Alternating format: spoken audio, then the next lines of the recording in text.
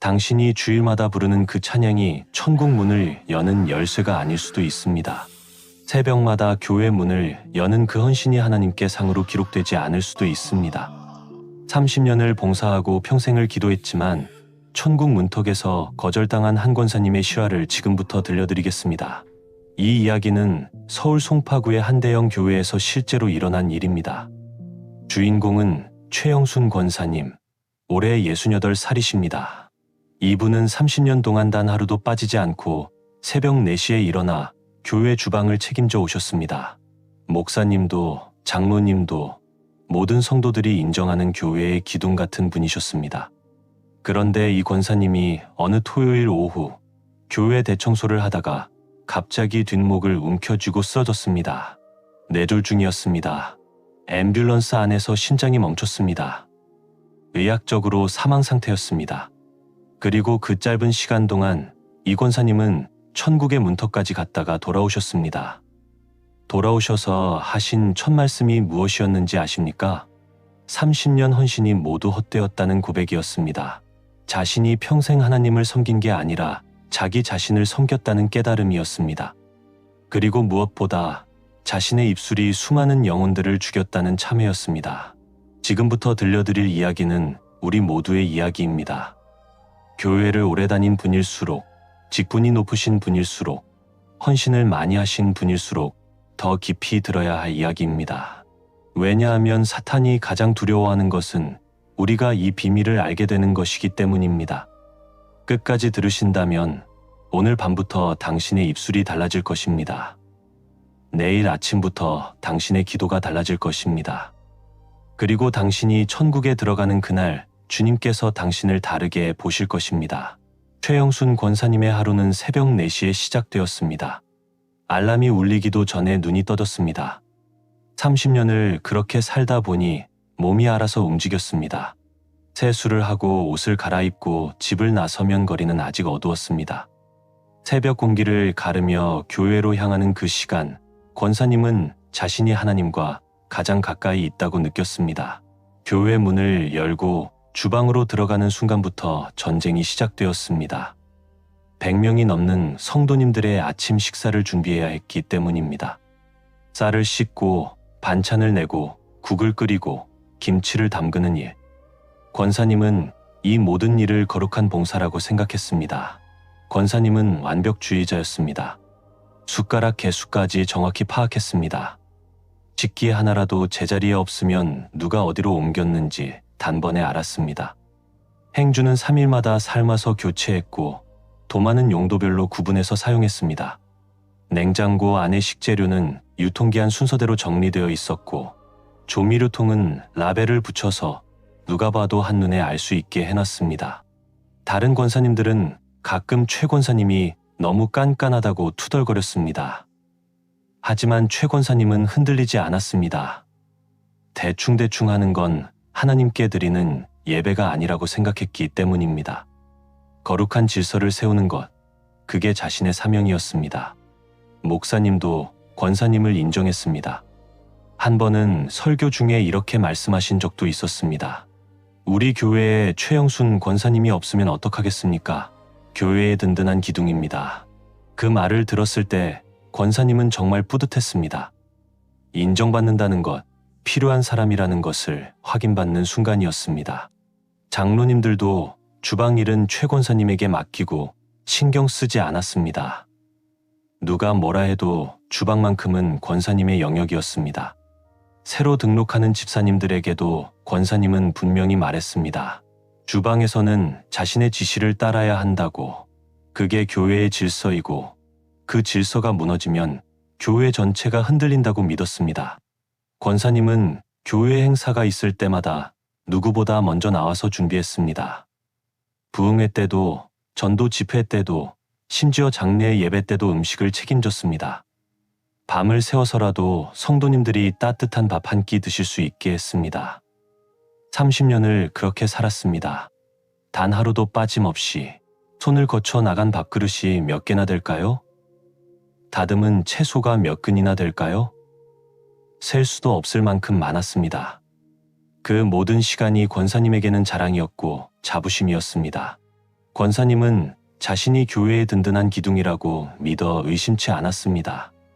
하지만 지금 돌이켜보면 그게 자부심이었을까요? 아니면 교만이었을까요? 섬김이었을까요? 아니면 지배욕이었을까요? 권사님은 그때는 몰랐습니다. 아니, 알려고 하지 않았습니다. 자신이 옳다고 믿었고 자신의 방식이 가장 완벽하다고 생각했기 때문입니다. 주방은 권사님도 모르는 사이에 자신의 왕국이 되어 있었습니다. 그리고 권사님은 그 왕국의 여왕이었습니다. 누구도 감히 권사님의 영역에 도전할 수 없었습니다. 30년이라는 시간이 만들어낸 권위, 헌신이라는 이름으로 포장된 권력이었습니다. 그 평화로운 일상에 균열이 생긴 건 작년 가을이었습니다. 서울 강남에서 이사를 왔다는 강 집사라는 분이 교회에 새로 등록했습니다. 48세쯤 되어 보이는 단정하고 세련된 인상의 여성이었습니다. 첫 주일날 예배를 드리고 나서 최 권사님에게 인사를 하러 왔습니다. 목소리도 부드러웠고 웃는 모습도 우아했습니다. 처음엔 최 권사님도 환영했습니다. 교회의 새 식구가 늘어나는 건 언제나 기쁜 일이니까요. 강 집사님은 바로 다음 주부터 주방 봉사에 자원했습니다. 권사님은 고맙게 생각했습니다. 요즘 젊은 집사님들은 주방 일을 꺼리는 경우가 많은데 자발적으로 나서다니 기특하다고 생각했습니다. 그런데 이상한 일이 생기기 시작했습니다. 강 집사님은 일주일에 한 번씩 주방에 나왔는데 올 때마다 뭔가를 관찰하는 것 같았습니다. 행주를 만져보기도 하고 도마를 뒤집어 보기도 하고 냉장고 안을 유심히 들여다보기도 했습니다. 처음에는 새로운 분이 환경을 파악하려는 거라고 생각했습니다. 그러던 어느 날 강 집사님이 조심스럽게 말을 꺼냈습니다. 행주를 너무 오래 사용하는 것 같다고, 위생상 좋지 않을 수 있다고 말했습니다. 순간 최 권사님의 얼굴이 화끈거렸습니다. 30년을 이렇게 해왔는데 이제 겨우 한 달 된 사람이 감히 자신한테 그런 말을 한다고요? 권사님은 최대한 참으며 대답했습니다. 행주는 3일마다 삶아서 쓰고 있으니 걱정하지 말라고요. 하지만 강 집사님은 거기서 멈추지 않았습니다. 며칠 뒤에는 식기세척기를 기증하겠다는 제안을 해왔습니다. 손으로 설거지를 하면 세제가 완전히 헹궈지지 않을 수 있고 뜨거운 물로 소독도 제대로 안 된다는 이유였습니다. 강 집사님은 웃으며 말했습니다. 교회에 좋은 일 하고 싶어서 그런다고 부담 갖지 말라고요. 최 권사님은 그 말을 들으면서 모욕감을 느꼈습니다. 자신이 지금까지 불결하게 일을 해왔다는 소리로 들렸기 때문입니다. 30년 동안 단 한 번도 식중독 사고가 없었습니다. 그런데 이제 와서 식기세척기가 필요하다니요. 권사님은 정중하게 거절했습니다.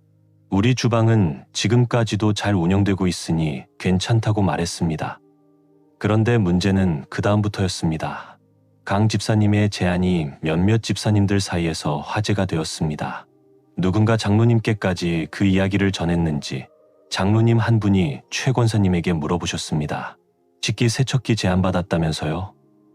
받아들이는 게 어떻겠냐고요? 최 권사님은 그때 느꼈습니다. 아, 이 사람이 나를 몰아내려고 하는구나. 성도님들의 반응도 미묘하게 달라지기 시작했습니다. 강 집사님이 주방에 나오시는 날이면 사람들이 유난히 많이 몰렸습니다. 강 집사님은 말씨도 부드럽고 옷차림도 깔끔하고 향수 냄새도 은은하게 났습니다. 그 옆에 서 있는 최 권사님은 초라해 보였습니다. 앞치마에 묻은 국물 자국, 손등에 난 화상 흉터, 파냄새가 배어버린 손. 갑자기 자신이 마치 미련하고 뒤떨어진 사람처럼 느껴졌습니다. 어느 날 성가대 연습을 마치고 나오는 권사님들의 대화를 우연히 들었습니다. 강 집사님이 강남에서 큰 사업을 하시는 분과 결혼해서 경제적으로 여유가 있다더라. 집도 부자들이 모여 사는 곳에서 큰 단독주택에 산다더라. 외제차를 몰고 다닌다더라. 그런 이야기들이었습니다. 그리고 마지막에 누군가 이렇게 말했습니다. 그런 분이 우리 교회에 오셨으니 얼마나 감사한 일이에요. 최 권사님은 그 말을 듣고 가슴이 철렁했습니다. 그럼 자신은 감사한 사람이 아니라는 건가요? 30년을 헌신한 자신보다 이제 겨우 2달 된 저 사람이 더 귀한 사람이라는 건가요? 속이 부글부글 끓어올랐습니다. 권사님은 그날 밤 구역 식구들에게 전화를 걸었습니다. 친한 권사님 몇 분한테요. 강 집사에 대한 불편한 심정을 털어놓았습니다. 돈이 좀 있다고 교회를 좌지우지하려 든다고, 겨우 2달밖에 안 됐는데 벌써 이것저것 바꾸려고 한다고, 이래서는 교회 질서가 무너진다고 말했습니다. 권사님들은 공감해 주었습니다. 그러게 말이에요. 요즘 젊은 사람들은 버릇이 없어요. 돈으로 모든 걸 해결하려고 하니까 문제죠. 권사님이 30년 동안 지켜온 주방인데 함부로 손대면 안 되는 거 아니에요? 그런 위로를 들으니 마음이 조금 풀렸습니다. 하지만 동시에 최 권사님 안에서 뭔가 어두운 것이 자라나고 있었습니다. 강 집사가 주방에 나오는 게 싫어졌습니다. 그 사람이 웃는 것도, 친절하게 도와주는 것도, 심지어 기도하는 모습까지도 가식적으로 보였습니다. 권사님은 자신의 감정이 질투라는 걸 인정하고 싶지 않았습니다. 그래서 스스로에게 말했습니다. 이건 질투가 아니라 교회를 지키기 위한 정당한 경계심이라고요. 하지만 지금 생각하면 그게 모든 비극의 시작이었습니다. 질투는 독과 같아서 한번 마음속에 자리 잡으면 모든 것을 썩게 만들기 때문입니다.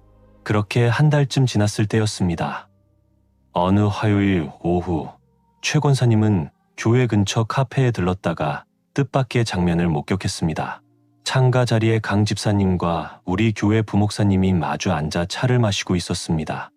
두 사람은 진지하게 대화를 나누고 있었고, 강 집사님은 손수건으로 눈물을 닦고 있었습니다. 최 권사님은 그 자리에서 얼어붙었습니다. 화요일 오후 2시, 사람들의 눈을 피하기 좋은 시간이었습니다. 부목사님은 미혼이고 강 집사님의 남편은 사업 때문에 늘 바쁘다는 소문을 들었습니다. 권사님의 머릿속에서 뭔가 빠르게 굴러가기 시작했습니다. 권사님은 카페에 들어가지 않고 돌아섰습니다. 그리고 그날 저녁 주방당번이었던 권사님들에게 조심스럽게 말을 꺼냈습니다. 오늘 카페에서 이상한 걸 봤다고, 강 집사님과 부목사님이 둘이서 차를 마시고 있었다고요. 그 말에 권사님들의 눈빛이 달라졌습니다. 한 권사님이 물었습니다. 그래서 둘이 뭐 하고 있던데요? 최 권사님은 대답했습니다. 글쎄요. 강 집사님이 눈물을 흘리고 있더라고요. 무슨 상담을 받는 것 같긴 했는데, 근데 꼭 화요일 낮에 카페에서 만나야 하나 싶더라고요. 교회 상담실도 있는데 말이에요. 그 말이 시작이었습니다. 다음 날 또 다른 권사님에게 전화가 왔습니다. 어제 그 이야기 들었다면서 혹시 강 집사님이 강남에서 무슨 일을 했는지 아냐고 물어보셨습니다. 최 권사님은 잘은 모르겠다고, 그런데 그렇게 여유 있는 집안인데 왜 갑자기 우리 교회로 왔을까 이해하긴 했다고 대답했습니다. 그 말은 꼬리에 꼬리를 물었습니다. 며칠 뒤 성경 공부 모임에서 누군가가 조심스럽게 속삭였습니다. 강 집사님이 강남에 있는 교회에서 문제가 있어서 쫓겨났다는 소문이 있다라고요. 최 권사님은 놀란 척하며 물었습니다. 무슨 문제요? 그분은 고개를 가로저으며 말했습니다. 정확히는 모르겠지만 남자 문제라는 얘기가 있다고요. 최 권사님은 그 말을 듣고 속으로 쾌감을 느꼈습니다. 자신이 직접 말하지 않아도 소문은 알아서 퍼져나가고 있었습니다. 권사님은 단지 자신이 본 것을 말했을 뿐인데 사람들이 알아서 살을 붙이고 있었습니다. 권사님은 자신의 손이 깨끗하다고 생각했습니다. 하지만 완전히 손을 놓고 있지는 않았습니다. 구역 모임에서 누군가 강 집사 이야기가 나오면 조심스럽게 한마디씩 거들었습니다. 글쎄요. 저도 잘은 모르겠지만 뭔가 석연치 않은 구석이 있는 건 사실인 것 같아요. 행동거지를 보면 교회에서 오래 자란 사람 같지가 않거든요. 너무 세련되고 너무 자신감 넘치고 남자 목회자들한테도 스스럼 없이 다가가더라고요. 그 말은 독처럼 퍼져나갔습니다. 한 달도 안 되어서 교회 안에서 강 집사를 바라보는 시선이 완전히 달라졌습니다. 예전에는 호감 어린 눈빛으로 쳐다보던 사람들이 이제는 수근거리며 힐끗힐끗 쳐다봤습니다. 강 집사님은 그 시선들을 느끼셨을 겁니다. 어느 주일 예배 시간이었습니다. 설교 중간에 강 집사님이 갑자기 자리에서 일어났습니다. 얼굴이 새하얗게 질린 채로 예배당을 뛰쳐나가셨습니다. 사람들은 수군거렸고 몇몇 집사님들이 뒤따라 나갔습니다. 최 권사님은 자리에 앉아서 그 모습을 지켜봤습니다. 가슴 한편에서는 뭔가 불편한 감정이 일었지만 다른 한편에서는 이렇게 생각했습니다. 결국 진실은 드러나는 법이구나. 교회에 어울리지 않는 사람은 스스로 떠나게 되어 있어. 그날 저녁 장로님께 전화가 왔습니다. 강 집사님 관련해서 소문이 많이 도는데 혹시 권사님이 아는 게 있냐는 질문이었습니다. 최 권사님은 조심스럽게 대답했습니다. 제가 직접 확인한 건 아니지만 강 집사님과 부목사님이 단둘이 카페에 있는 걸 본 건 사실이라고요. 그 외에는 저도 소문으로 들은 거라 뭐라 말씀드리기 어렵다고 했습니다. 장로님은 한숨을 쉬셨습니다. 교회에 좋지 않은 일이 생기지 않도록 조심해야 한다면서 기도해 달라고 하셨습니다. 최 권사님은 전화를 끊고 무릎을 꿇고 기도했습니다. 하나님, 교회를 깨끗하게 지켜주시옵소서. 거룩하지 못한 것들이 교회 안에 들어와 성도들을 미혹하지 못하게 해주시옵소서.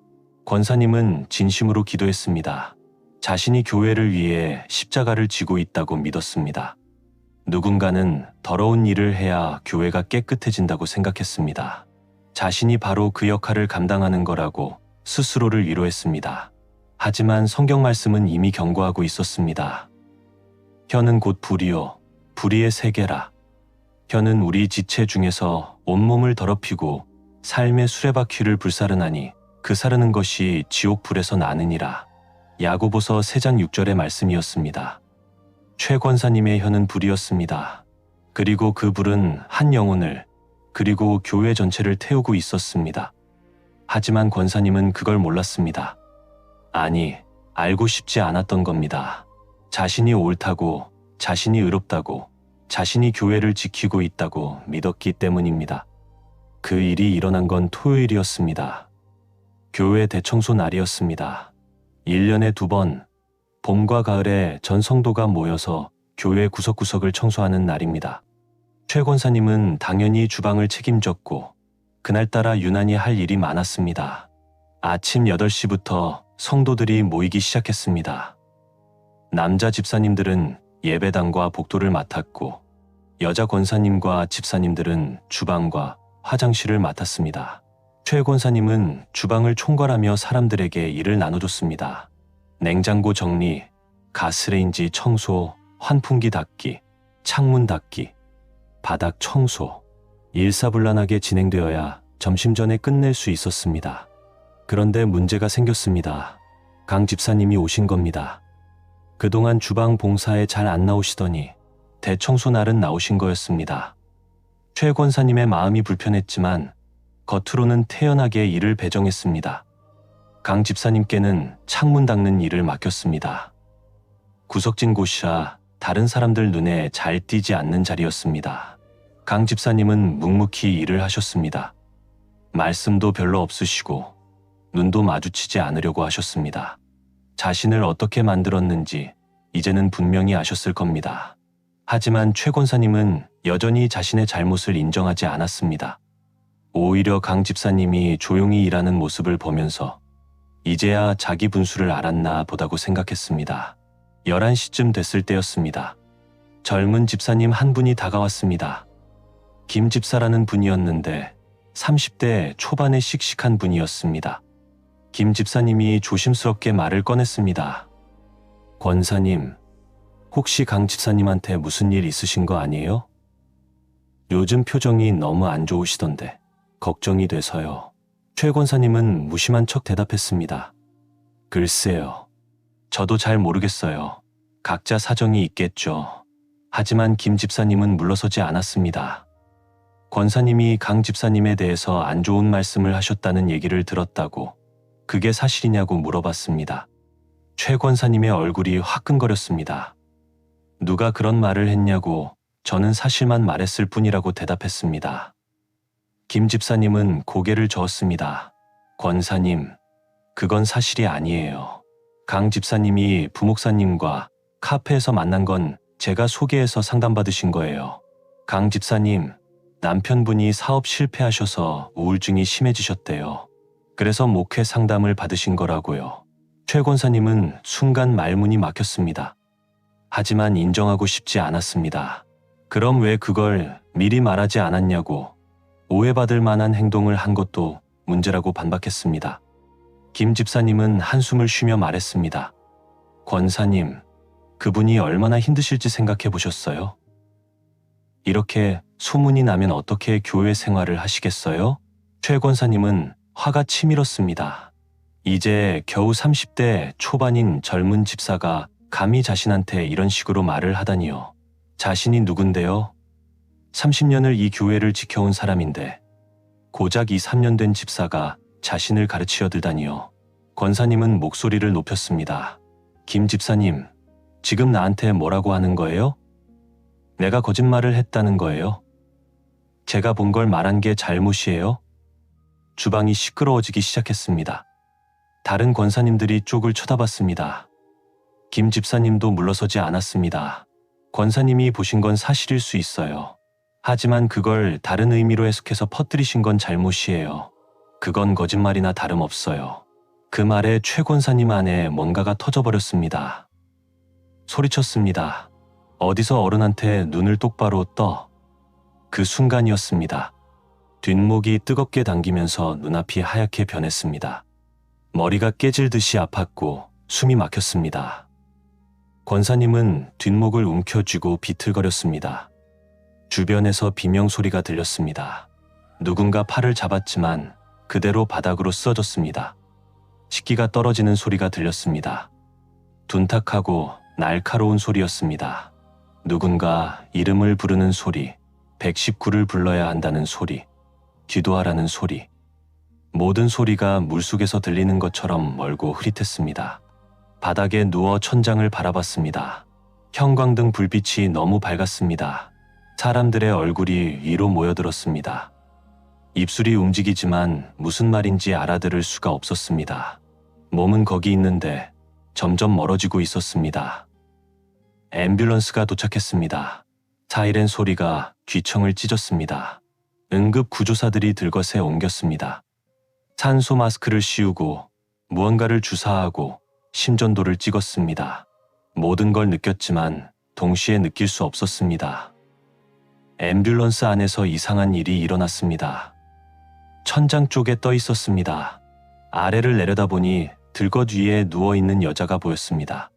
창백한 얼굴, 반쯤 뜬 눈, 산소 마스크를 쓴 모습, 그게 자신이었습니다.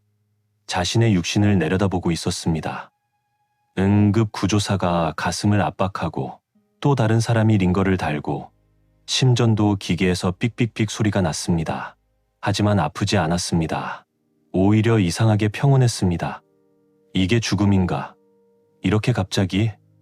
이렇게 허무하게 끝나는 건가?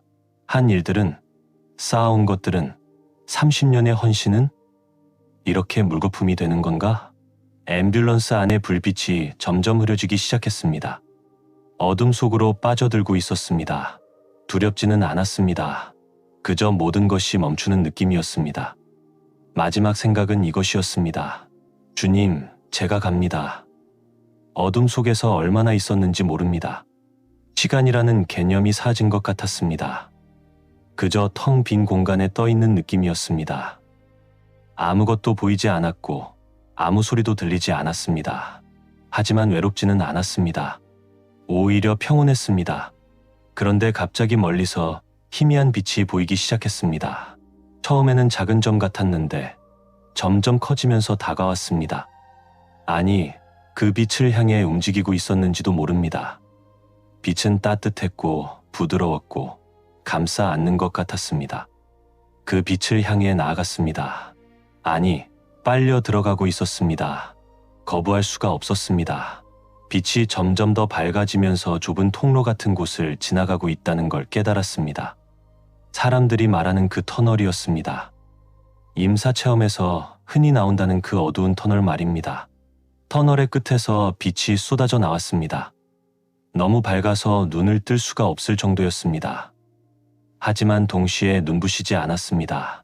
이상한 표현이지만 그 빛은 보는 것이 아니라 느끼는 것이었습니다. 온몸이 영혼이 그 빛을 받아들이고 있었습니다. 터널을 완전히 빠져나왔을 때 완전히 다른 세계에 와 있었습니다. 서 있는 곳은 넓은 들판 같았습니다. 아니, 들판이라고 부르기에는 너무 아름다웠습니다. 땅은 부드러운 빛을 내뿜고 있었고 하늘은 본 어떤 하늘보다도 높고 푸르었습니다.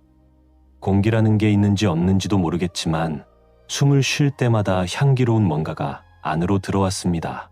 가슴이 벅차올랐습니다. 드디어 왔구나. 천국에 왔구나. 30년을 헌신한 보상을 받을 시간이구나. 기대에 차서 주위를 둘러봤습니다. 황금길이 보일 거라고 생각했습니다. 요한계시록에 나오는 그 찬란한 황금길 말입니다. 진주문도 보이겠지요. 12개의 진주로 만든 그 문이요. 하지만 본 건 그게 아니었습니다. 길은 있었지만 황금이 아니었습니다. 그냥 부드럽게 빛나는 길이었습니다. 문도 보이지 않았습니다. 조금 실망했습니다. 상상했던 천국과는 달랐기 때문입니다. 하지만 곧 생각했습니다.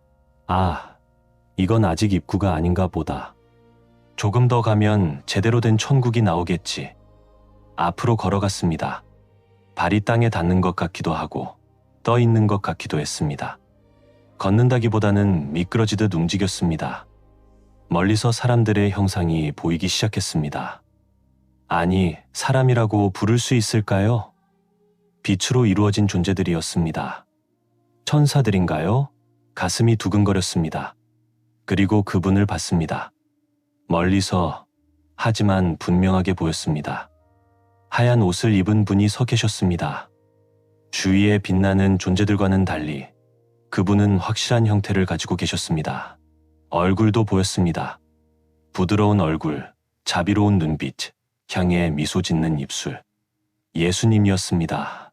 그 순간 눈물이 터져 나왔습니다. 드디어 뵙습니다. 주님. 평생을 기다렸던 이 순간입니다. 빠른 걸음으로 그분께 다가갔습니다. 아니, 뛰어가고 싶었습니다. 하지만 빠른 생각만큼 빨리 움직이지 않았습니다.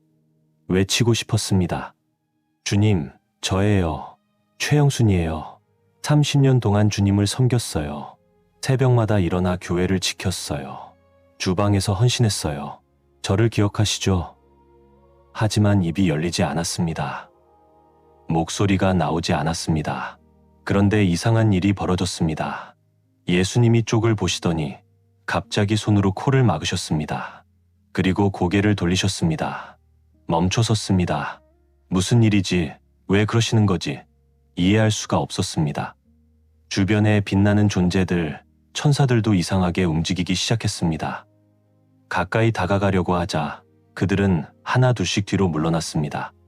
어떤 천사는 날개로 얼굴을 가렸습니다. 마치 뭔가 불쾌한 것을 피하려는 것처럼. 당황했습니다. 왜요? 왜 이러시는 거예요? 저예요. 최영순이에요. 주님을 평생 섬긴 사람이에요. 소리치고 싶었지만 여전히 목소리가 나오지 않았습니다. 입을 열려고 하는데 그 순간 가장 가까이 있던 천사가 확 날개를 펼쳐서 얼굴을 가렸습니다. 멈춰 섰습니다. 뭔가 잘못됐습니다. 뭔가 크게 잘못됐습니다. 예수님은 여전히 고개를 돌리고 계셨습니다. 저를 보시지 않으려는 것 같았습니다. 천사들도 저를 피하고 있었습니다. 그때 시선이 아래로 떨어졌습니다. 옷을 본 순간 비명을 지를 뻔했습니다. 옷은 하얗고 깨끗할 거라고 생각했습니다. 30년 헌신의 대가로 받은 의복이니까요. 어쩌면 금실로 수놓아진 화려한 옷일 수도 있다고 상상했습니다. 하지만 입고 있던 건 누더기였습니다. 찢어지고 해진 천 조각들이 겨우 몸을 가리고 있었습니다. 그리고 그 옷에는 무언가가 잔뜩 묻어 있었습니다. 시커먼 얼룩, 갈색 반점, 끈적끈적한 액체, 악취가 났습니다. 코에도 느껴질 정도로 지독한 냄새였습니다. 옷을 만져봤습니다. 손에 닿는 감촉이 끔찍했습니다. 미끈하고 더러운 뭔가가 손에 묻었습니다. 손을 떼려고 했지만 그 오물은 손에 달라붙어 있었습니다. 그때 들렸습니다. 목소리가요. 예수님의 목소리였습니다. 부드럽지만 단호했습니다. 슬프지만 확고했습니다. 내 입에서 지옥의 냄새가 난다. 그 말을 듣고 무릎이 꺾였습니다. 바닥에 주저앉았습니다. 옷에 묻은 오물이 뭔지 이제 알 것 같았습니다. 뱉은 말들이었습니다. 남을 헐뜯고 비난하고 무너뜨린 그 모든 말들이 옷에 묻어 있었습니다. 고개를 들 수가 없었습니다. 수치심이 저를 짓눌렀습니다. 예수님은 여전히 고개를 돌리고 계셨습니다. 저를 보시지 않으셨습니다. 천사들도 멀찌감치 떨어져 있었습니다. 이게 천국인가요? 평생 꿈꾸던 천국이 이런 건가요? 거절당하고 외면당하고 혼자 남겨지는 곳인가요? 울고 싶었지만 눈물조차 나오지 않았습니다. 바닥에 주저앉아 고개를 들 수가 없었습니다. 더러운 옷, 악취, 거절당한 수치심, 모든 게 저를 짓눌렀습니다. 예수님은 여전히 저를 외면하고 계셨고 천사들도 멀리 떨어져 있었습니다. 그때 뭔가 변하기 시작했습니다. 주변의 빛이 점점 어두워지더니 어느새 다른 공간에 서 있었습니다. 넓고 높은 방이었습니다. 아니, 방이라고 부르기엔 너무 광대했습니다. 끝이 보이지 않을 정도로 넓었습니다. 그 공간의 중앙에 하나의 보좌가 있었습니다. 빛으로 이루어진 거대한 보좌였습니다. 그리고 그 보좌에 예수님이 앉아 계셨습니다. 이제는 고개를 돌리지 않으셨습니다. 정면으로 저를 바라보고 계셨습니다. 그 눈빛이 너무 슬펐습니다. 떨리는 다리로 보좌 앞으로 다가갔습니다. 아니, 다가간 게 아니라 끌려간 것 같았습니다. 보이지 않는 힘이 저를 보좌 앞으로 이끌었습니다. 그 앞에 무릎을 꿇었습니다. 설 수가 없었습니다. 다리에 힘이 하나도 없었기 때문입니다. 예수님 옆에 거대한 무언가가 나타났습니다. 처음에는 무엇인지 몰랐습니다. 투명한 판 같은 것이었는데 점점 선명해지더니 거대한 화면이 되었습니다. 마치 영화관 스크린처럼 컸습니다. 아니, 그보다 훨씬 더 컸습니다. 그 화면을 쳐다봤습니다. 무엇이 나올까요? 일생이 지나갈까요? 30년의 헌신이 보여질까요? 새벽마다 일어나 교회로 향하던 모습, 주방에서 땀 흘리며 일하던 모습, 성도들을 섬기던 모습, 그런 것들이 나와서 예수님께 인정받을 수 있을까요? 하지만 화면에 나타난 건 아니었습니다. 교회 주방이 보였습니다. 익숙한 공간이었습니다. 그리고 거기 제가 있었습니다. 다른 권사님들과 함께 무언가 이야기를 나누고 있었습니다. 소리가 들리기 시작했습니다. 제 목소리였습니다. 하지만 이상하게도 그 목소리는 제가 기억하는 것과 달랐습니다. 날카롭고 차갑고 도끼가 서린 목소리였습니다. 화면 속에 저는 강 집사에 대해 이야기하고 있었습니다. 글쎄요. 저도 잘은 모르겠지만 뭔가 석연치 않은 구석이 있어요. 그 말이 화면에서 흘러나왔습니다. 그리고 그 말은 단순한 소리가 아니었습니다. 말 하나하나가 형체를 갖추기 시작했습니다. 시커먼 연기 같은 것으로 변했습니다. 그 연기는 화면 밖으로 빠져나왔습니다. 실제로 제 주변으로 퍼져나갔습니다. 악취가 났습니다. 썩은 냄새, 하수구 냄새, 시체 썩는 냄새. 코를 막고 싶었지만 손이 움직이지 않았습니다. 화면은 계속 이어졌습니다. 이번에는 카페 장면이었습니다. 핸드폰으로 통화하고 있었습니다. 강 집사님이 부목사님과 단둘이 있는 걸 봤어요. 화요일 낮에 말이에요. 그 말도 시커먼 연기가 되어 화면 밖으로 흘러나왔습니다. 다음은 전화통화 장면이었습니다. 집에서 구역 식구에게 전화하는 모습이었습니다. 강남에서 무슨 일이 있었는지 모르겠지만 뭔가 숨기는 게 있는 것 같아요. 또다시 연기가 피어올랐습니다. 화면이 바뀔 때마다 제 말들이 쏟아져 나왔습니다. 주방에서, 구역 모임에서, 심지어 예배 전 기도 시간에도 저는 강 집사를 헐뜯었습니다. 조심스러운 말투로 걱정하는 척하면서 교회를 위한다는 명분으로 끊임없이 독을 뿌렸습니다. 그리고 그 말들은 모두 시커먼 연기가 되어 제 주위를 가득 채웠습니다.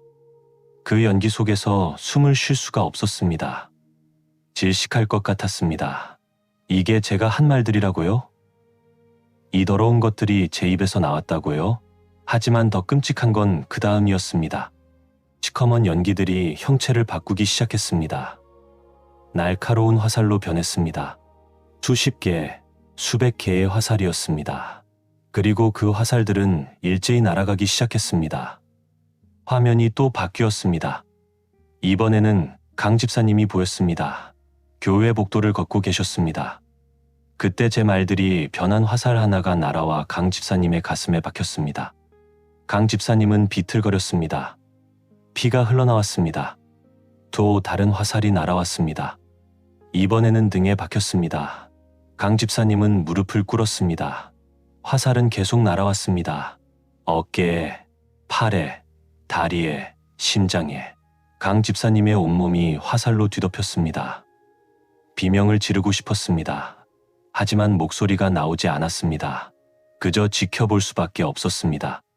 제 말들이 한 영혼을 난도질하는 광경으로 화면은 계속 이어졌습니다. 이번에는 김 집사님이 보였습니다. 저와 주방에서 다투던 그 젊은 집사님입니다. 제가 소리쳤던 말들이 화살이 되어 김 집사님의 가슴에 박혔습니다. 김 집사님도 피를 흘렸습니다. 부목사님도 보였습니다. 제 말로 인해 강 집사님과의 순수한 상담이 음란한 만남으로 오해받았던 부목사님. 화살이 부목사님의 등에 박혔습니다. 며느리도 보였습니다. 며느리에 대해서도 험담을 했었기 때문입니다. 시어머니 모임에서 친구들에게 전화로 며느리의 심장에도 화살이 박혔습니다. 헐뜯었던 모든 사람들이 화면에 나타났습니다. 그리고 그들 모두 제 말이라는 화살에 맞아 쓰러졌습니다. 피가 흘렀습니다. 비명이 들렸습니다. 아픔이 보였습니다. 울부짖었습니다. 이제는 목소리가 나왔습니다. 주님, 용서해 주세요. 제가 잘못했습니다. 몰랐어요. 제 말이 이렇게 무서운 무기인 줄 몰랐어요. 예수님이 보좌에서 일어나셨습니다. 그리고 천천히 제게 다가오셨습니다. 손에 뭔가를 들고 계셨습니다. 화살 하나였습니다. 피로 얼룩진 화살이었습니다. 강 집사님의 가슴에서 뽑아낸 것 같았습니다. 예수님이 그 화살을 제게 보여주셨습니다. 화살촉을 봤습니다. 그리고 비명을 질렀습니다. 화살촉의 모양이 혀였습니다. 제 혀 모양이었습니다. 날카롭고 뾰족하고 피로 물든 혀. 예수님이 말씀하셨습니다. 내 말로 의롭다함을 받고 내 말로 정죄함을 받으리라. 마태복음 12장의 말씀이었습니다. 그 말씀을 수없이 들었습니다. 설교로도 들었고 성경 공부에서도 배웠습니다. 하지만 정말로 이해한 적은 없었습니다. 이게 무슨 의미인지 몸으로, 영혼으로 깨달은 건 바로 이 순간이었습니다. 한 말들은 삭제되지 않았습니다. 잊혀지지도 않았습니다. 모두 기록되어 있었고 지금 심판대 위에 증거로 제시되고 있었습니다. 무심코 던진 한마디, 농담처럼 했던 험담, 걱정인 척했던 비난. 모든 게 남아 있었습니다. 바닥에 엎드렸습니다. 이마를 땅에 찍었습니다. 통곡했습니다. 주님, 살려주세요. 제발 용서해 주세요. 제가 미쳤었습니다. 제가 악했습니다. 제 혀를 잘라주세요. 이 더러운 입을 막아주세요. 울음소리가 그 광대한 공간에 울려 퍼졌습니다. 하지만 아무 대답이 없었습니다. 예수님은 화살을 들고 서 계셨고 화면에는 여전히 제 죄악들이 재생되고 있었습니다. 완전히 부서졌습니다. 쌓아온 것, 자랑하던 헌신, 믿었던 자격, 모든 게 무너졌습니다. 아무것도 아니었습니다. 그저 혀로 사람을 죽인 살인자였을 뿐이었습니다. 바닥에 엎드려 울었습니다. 얼굴을 땅에 댄 채 온몸으로 울었습니다. 눈물이 강처럼 흘렀습니다. 아니, 눈물이 아니었습니다. 영혼이 흘러나오는 것 같았습니다. 30년 동안 쌓아온 교만, 자기 외에 거짓된 헌신, 그 모든 것이 눈물과 함께 쏟아져 나왔습니다. 예수님께 간청했습니다. 주님, 제 혀를 잘라주세요. 이 더러운 입을 막아주세요. 차라리 말을 못하게 해주세요. 이 혀로 찬양한 것이 부끄럽습니다. 이 입술로 기도한 것이 죄송합니다. 제가 주님의 이름을 더럽혔습니다. 통곡 소리가 그 공간을 가득 채웠습니다. 얼마나 울었는지 모릅니다. 시간이 흘렀는지도 몰랐습니다. 그저 울 수밖에 없었습니다. 한 일들이, 쌓아온 죄들이 너무 무거웠기 때문입니다. 깨달았습니다. 30년의 헌신이 무엇이었는지요. 새벽마다 일어나 교회로 향했던 그 걸음이, 주방에서 흘렸던 그 땀이, 성도들을 섬긴다고 했던 그 수고가 사실은 무엇이었는지요. 사랑이 없었습니다. 진정한 사랑이요. 주님을 사랑해서 섬긴 게 아니었습니다. 인정받고 싶어서, 필요한 사람이 되고 싶어서, 권력을 유지하고 싶어서 헌신한 거였습니다. 모든 봉사는 주님을 향한 게 아니라 저 자신을 향한 거였습니다. 성도들을 사랑하지 않았습니다. 섬긴 게 아니라 지배하려고 했습니다. 도우려 한 게 아니라 통제하려고 했습니다. 주방의 여왕이라고 생각했던 그 자리는 사실 교만의 보좌였습니다. 그리고 강 집사님, 미워한 적이 없다고 생각했습니다. 그저 교회 질서를 지키려고 했을 뿐이라고 믿었습니다. 하지만 아니었습니다. 질투했습니다. 시기했습니다. 제 자리를 빼앗길까 두려워했습니다. 그래서 한 영혼을 죽이려고 했습니다. 살인자였습니다. 칼을 들지는 않았지만 혀로 사람을 죽였습니다. 피를 흘리게 하지는 않았지만 영혼의 상처를 냈습니다. 육신을 해치지는 않았지만 인격을 난도질했습니다. 울면서 고백했습니다. 주님, 제가 죄인입니다. 제가 악인입니다. 제가 위선자입니다. 30년을 헌신했다고 자랑했지만 사실은 30년 동안 죄를 쌓아 올렸을 뿐입니다. 제 손은 깨끗하다고 생각했지만 피로 물들어 있었습니다. 제 입술은 찬양을 불렀지만 독을 뿜고 있었습니다. 용서해 주세요. 제발 용서해 주세요. 용서받을 자격이 없다는 걸 압니다. 지옥에 가도 할 말이 없어요. 하지만 주님, 저는 변하고 싶습니다. 이대로 끝나고 싶지 않아요. 다시 기회를 주신다면 정말로 제대로 살겠습니다. 통곡하는 동안 주변이 조용해졌습니다. 화면은 사라졌습니다. 시커먼 연기도 거쳤습니다. 화살들도 보이지 않았습니다. 여전히 바닥에 엎드려 있었습니다. 그때 발소리가 들렸습니다.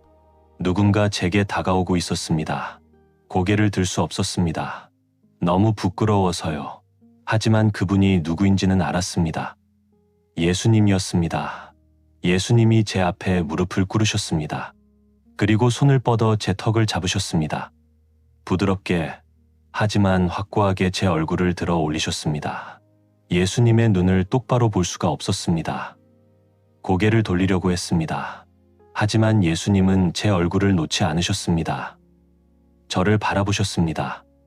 그 눈빛은 여전히 슬펐지만 동시에 따뜻했습니다. 정죄하는 눈빛이 아니었습니다. 사랑의 눈빛이었습니다. 예수님의 다른 손이 제 입술로 향했습니다. 움찔했습니다. 제 더러운 입술을 만지시려고?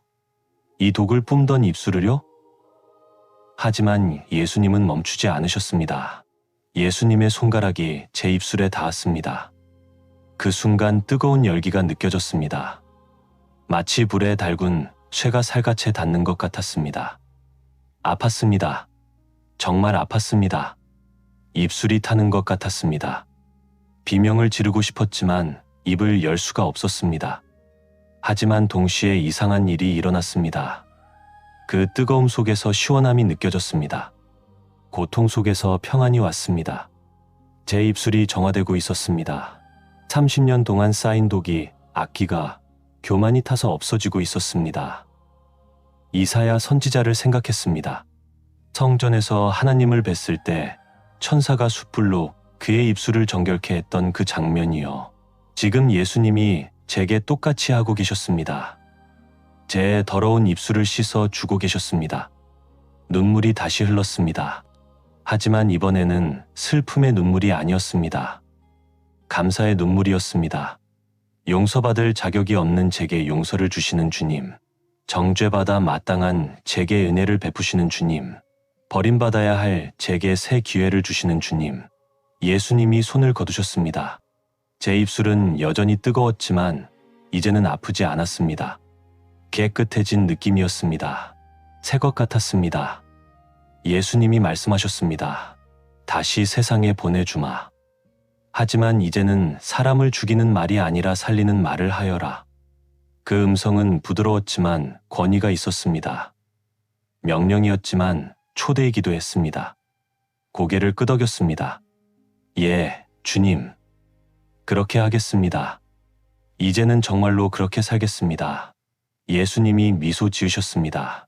처음으로 보는 주님의 미소였습니다. 그 미소에 제 마음이 녹았습니다. 주님은 저를 포기하지 않으셨습니다. 끝까지 사랑해 주셨습니다. 빛이 저를 감싸기 시작했습니다. 다시 어딘가로 이동하고 있었습니다. 예수님의 모습이 점점 흐려졌습니다. 하지만 그 음성은 여전히 제 귓가에 남아 있었습니다. 살리는 말을 하여라. 그 말씀을 가슴에 새겼습니다. 의식이 돌아온 건 사흘 뒤였다고 들었습니다. 눈을 떴을 때 천장이 보였습니다. 하얀 천장이었습니다. 형광등 불빛이 눈부셨습니다. 주변에서 기계음이 들렸습니다. 규칙적인 신호음이었습니다. 중환자실이었습니다. 몸에는 여러 개의 선이 연결되어 있었습니다. 팔에는 링거 바늘이 꽂혀 있었고 가슴에는 심전도 패치가 붙어 있었습니다. 산소 마스크를 쓰고 있었습니다. 간호사가 눈이 떴다는 걸 알아차리고 의사를 불렀습니다. 의사 선생님이 펜라이트로 눈동자를 비추고 몇 가지 검사를 했습니다. 고개를 끄덕일 수 있냐고, 손을 쥘 수 있냐고 물어봤습니다. 할 수 있었습니다. 그리고 말을 해보라고 했습니다. 의사 선생님이 제 이름을 물어봤습니다. 대답하려고 했습니다. 입을 열었습니다. 혀를 움직였습니다. 하지만 나오는 건 아무것도 없었습니다. 당황했습니다. 다시 시도했습니다. 최영순이라고 말하고 싶었습니다. 하지만 목소리가 나오지 않았습니다. 아니, 소리는 났습니다. 그런 소리만 났습니다. 의사 선생님이 고개를 끄덕이며 설명했습니다. 뇌졸중 후유증으로 일시적인 실어증이 왔다고요. 언어 중추가 일부 손상되어서 말을 하는데 어려움이 있다고요. 시간이 지나면 회복될 수도 있지만 재활 치료가 필요하다고 했습니다. 그 말을 듣고 눈물이 났습니다. 말을 할 수 없다고요? 평생 그렇게 많이 했던 말을요? 하지만 동시에 깨달았습니다. 이것이 주님의 뜻이라는 걸요. 예수님이 말씀하셨습니다. 다시 세상에 보내주겠지만 이제는 살리는 말을 하라고요. 그 전에 제게 필요한 게 있었나 봅니다. 침묵의 훈련이요. 말을 잃어보는 경험이요. 혀를 제어하는 법을 배우는 시간이요. 고개를 끄덕였습니다. 예, 주님. 이해합니다. 제가 받아들이겠습니다. 이것도 은혜입니다. 징계이지만 동시에 치료이기도 하니까요. 일주일쯤 지나서 일반 병동으로 옮겼습니다. 그때부터 교회 식구들이 찾아오기 시작했습니다. 목사님이 오셨고 장로님들이 오셨습니다. 구역 식구들도 왔습니다. 그들은 손을 잡고 위로해 주었습니다. 곧 나을 거라고 기도하고 있다고 말해 주었습니다.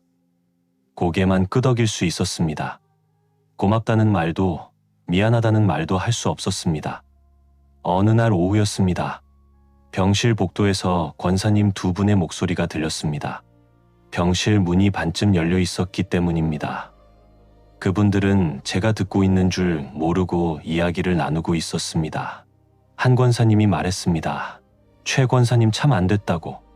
그렇게 헌신하셨는데 이런 일을 당하시다니 말이에요. 다른 권사님이 대답했습니다. 그러게요. 하지만 평소에 너무 무리하신 것 같긴 해요. 늘 긴장하고 사셨잖아요.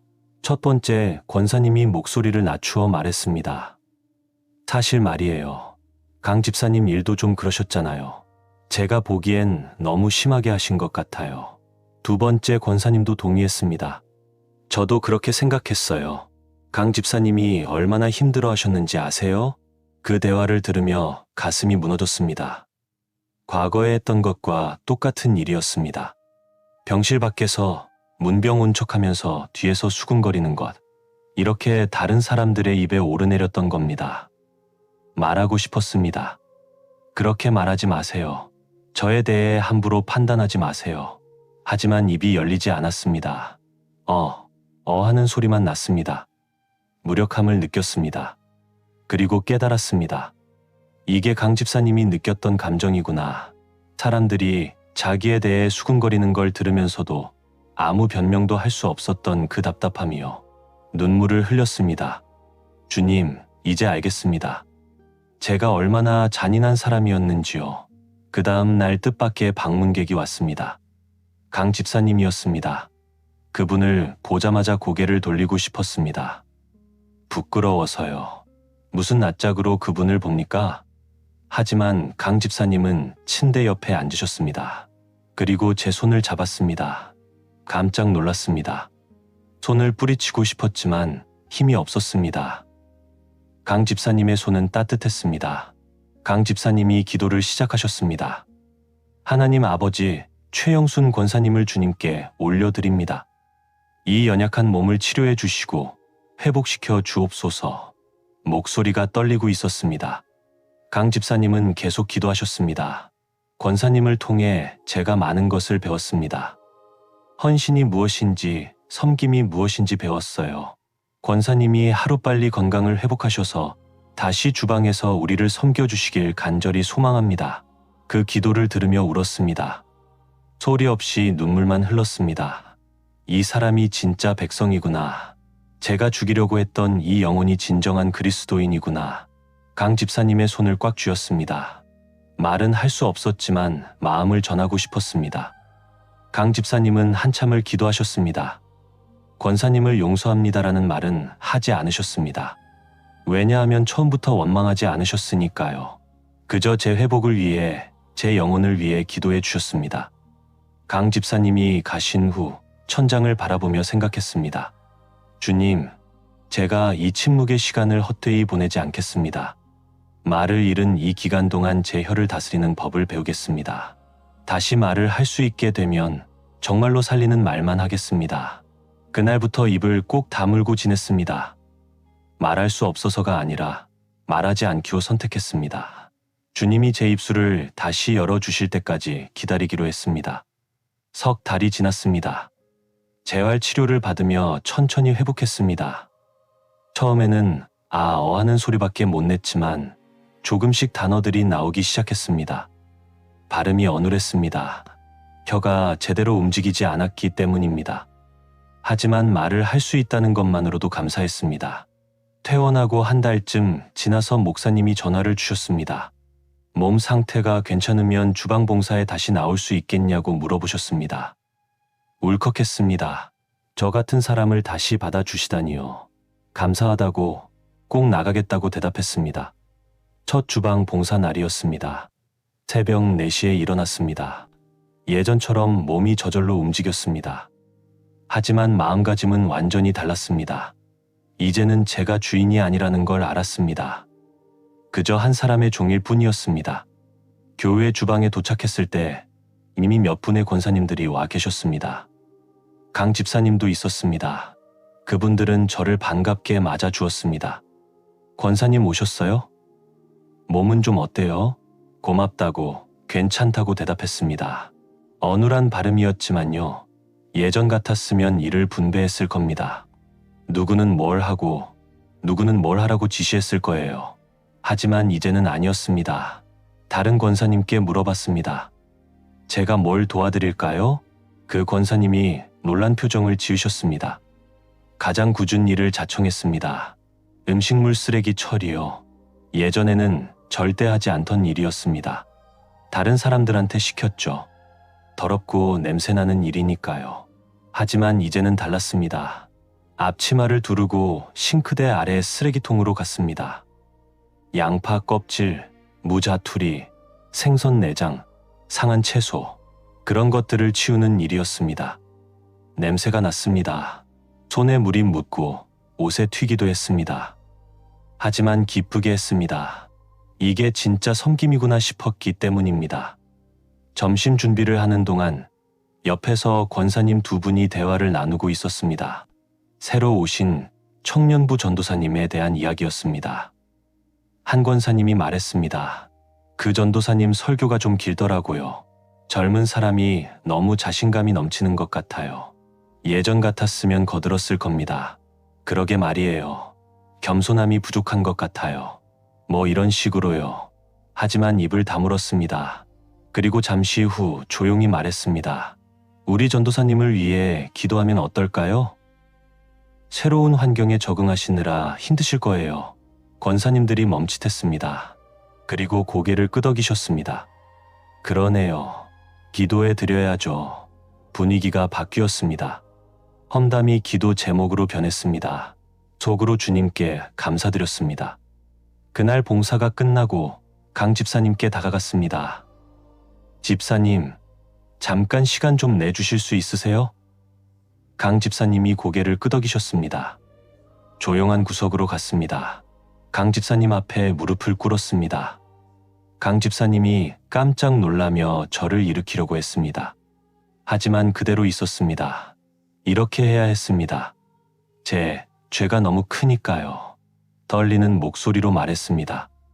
내가 집사님을 죽인 살인자였어. 용서해줘요.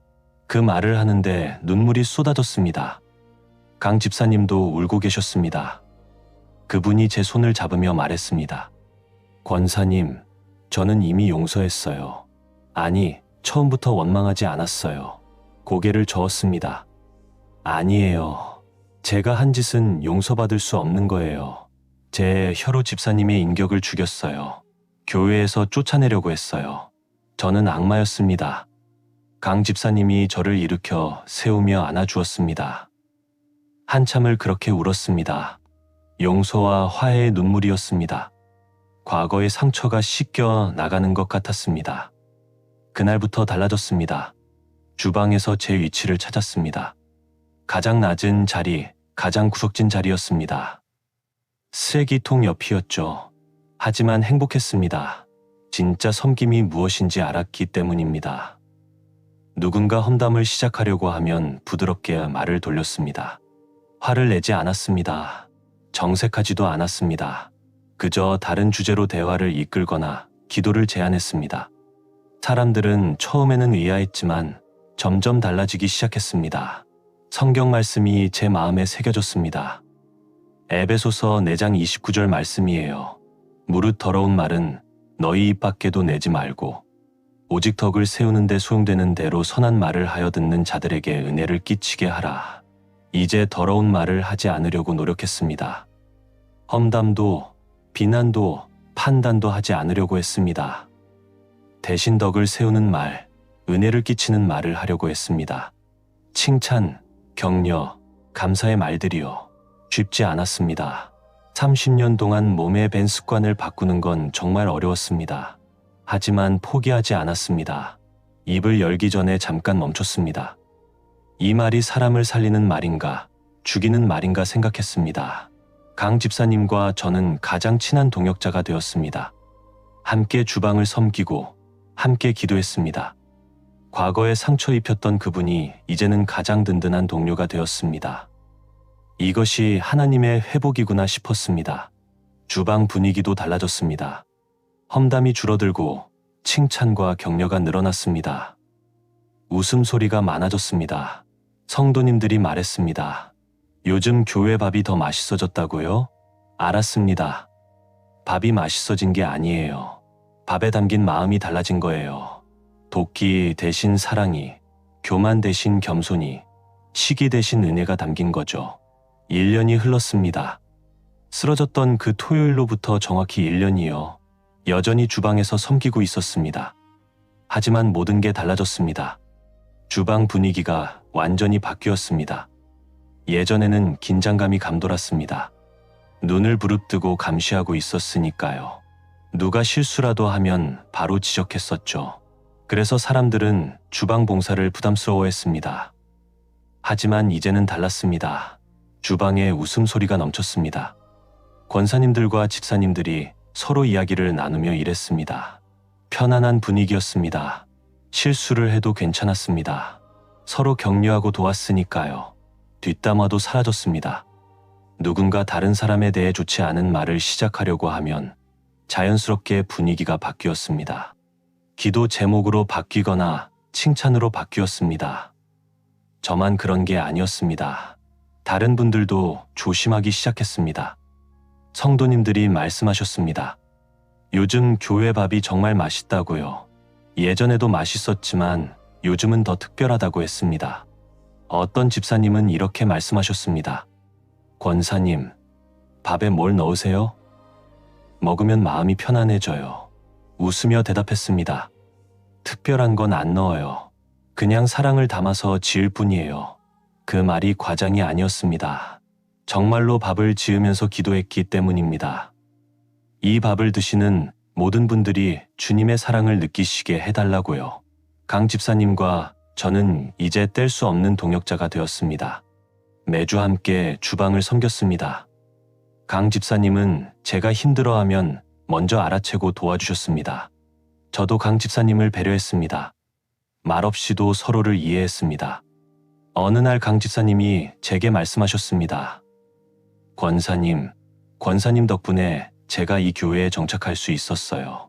처음엔 너무 힘들어서 떠나려고도 했는데 권사님의 변화된 모습을 보면서 하나님의 은혜를 깨달았어요. 그 말을 듣고 눈물이 났습니다. 제가 죽이려고 했던 분이 오히려 저를 통해 은혜를 받았다니요. 하나님은 정말 놀라운 분이십니다. 저의 죄악까지도 하나님의 영광을 위해 사용하시니까요.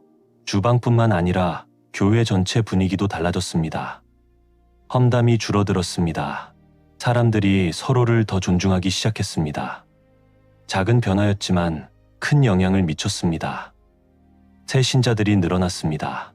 교회가 따뜻하다는 소문이 났기 때문입니다. 목사님이 어느 날 설교 중에 말씀하셨습니다. 우리 교회에서 향기가 납니다. 그리스도의 향기요. 이 향기는 어디서 나올까요? 바로 변화된 성도들의 삶에서 나옵니다. 그 말씀을 들으며 고개를 숙였습니다. 감사했습니다. 그날 밤 꿈을 꾸었습니다. 다시 그곳에 있었습니다. 빛의 세계, 천국 문턱이었습니다. 두려웠습니다. 또 거절당하는 건 아닐까 걱정했습니다. 하지만 이번에는 달랐습니다. 다가가자 천사들이 피하지 않았습니다. 오히려 환영하는 것 같았습니다. 예수님도 고개를 돌리지 않으셨습니다. 미소 지으며 저를 바라보고 계셨습니다. 옷을 내려다봤습니다. 깨끗했습니다. 새하얀 옷이었습니다. 오물이 묻어있지 않았습니다. 악취도 나지 않았습니다. 오히려 향기가 났습니다. 꽃향기 같았습니다. 예수님이 다가오셨습니다. 그리고 제 머리에 손을 얹으셨습니다. 잘했다. 착하고 충성된 종아. 그 음성이 들렸습니다. 그 자리에 무릎을 꿇고 울었습니다. 감사와 기쁨의 눈물이었습니다. 꿈에서 깨어났을 때 베개는 눈물로 젖어 있었습니다. 하지만 행복했습니다. 주님이 저를 받아주셨습니다. 제 변화를 인정해 주셨습니다. 이제 압니다. 진짜 헌신이 무엇인지요. 진짜 섬김이 무엇인지요. 그것은 내 자리를 지키는 게 아니라 내 자리를 내려놓는 겁니다. 나를 드러내는 게 아니라 나를 낮추는 겁니다. 말로 사람을 죽이는 게 아니라 말로 사람을 살리는 겁니다. 매일 아침 거울 앞에 서서 제 입술을 바라봅니다. 그리고 기도합니다. 주님, 오늘도 이 입술을 주관해 주세요. 제 혀를 다스려 주세요. 오직 생명의 말, 사랑의 말, 은혜의 말만 하게 해주세요. 그리고 교회로 향합니다. 새벽 4시 여전히 어두운 거리를 걸어갑니다. 하지만 제 마음은 밝습니다. 주님과 함께 걷고 있으니까요. 주방에 도착하면 제일 먼저 쓰레기통을 확인합니다. 그리고 청소를 시작합니다. 가장 낮은 곳에서 가장 더러운 일을 하면서 행복합니다. 이곳이 진짜 천국이에요. 천국은 죽어서 가는 곳만이 아닙니다. 지금 여기서도 경험할 수 있는 거예요. 내 혀를 제어하고 남을 사랑하고 겸손히 섬길 때 그곳이 바로 천국입니다. 성도님들이 하나 둘씩 들어오십니다. 화한 미소로 맞이합니다. 좋은 아침입니다. 그분들도 웃으며 대답하십니다. 주방이 웃음으로 가득 찹니다. 밥을 짓고 국을 끓이고 반찬을 내는 동안 기도합니다. 이 음식을 드시는 모든 분들이 축복받으시길, 이 교회가 정말로 천국 냄새 나는 곳이 되길, 제 입술에서 향기가 나길, 그리고 확신합니다. 주님이 제게 주신 사명을 다할 거예요. 죽는 날까지 이 주방에서, 이 낮은 자리에서 살리는 말을 하며 섬길 거예요. 제 입술은 이제 향기를 냅니다. 천국의 향기를요. 사랑하는 권사님, 집사님, 그리고 평생을 주님의 교회를 위해 헌신해 오신 모든 성도님들, 오늘 이 이야기를 끝까지 들어주셔서 진심으로 감사드립니다. 30년 동안 교회의 기둥이라고 믿었습니다. 새벽마다 일어나 교회 문을 열고 주방에서 헌신하는 모습이 하나님께 영광이 된다고 착각했습니다. 하지만 죽음 앞에 섰을 때 깨달았습니다. 모든 헌신이 사랑이 아닌 교만으로 가득했다는 사실을요. 여러분, 지금 이 순간 마음속을 한번 들여다보세요. 혹시 마음에 걸리는 며느리가 있으신가요?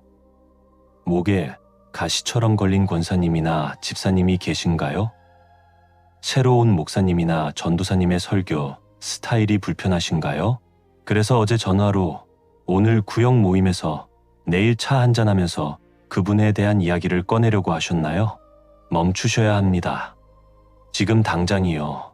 기도 제목을 나눈다고 생각했습니다. 교회를 위해 염려한다고 믿었습니다. 하지만 그게 아니었습니다. 독을 퍼뜨리고 있었던 겁니다. 입에서 나온 말 한마디 한마디가 화살이 되어 형제 자매의 가슴에 박혔습니다. 여러분, 우리 나이가 이제 67이 넘었잖아요. 살아온 날보다 남은 날이 더 적습니다. 이제 곧 주님 앞에 서야 할 날이 다가오고 있습니다. 그때 우리는 무엇으로 심판받을까요?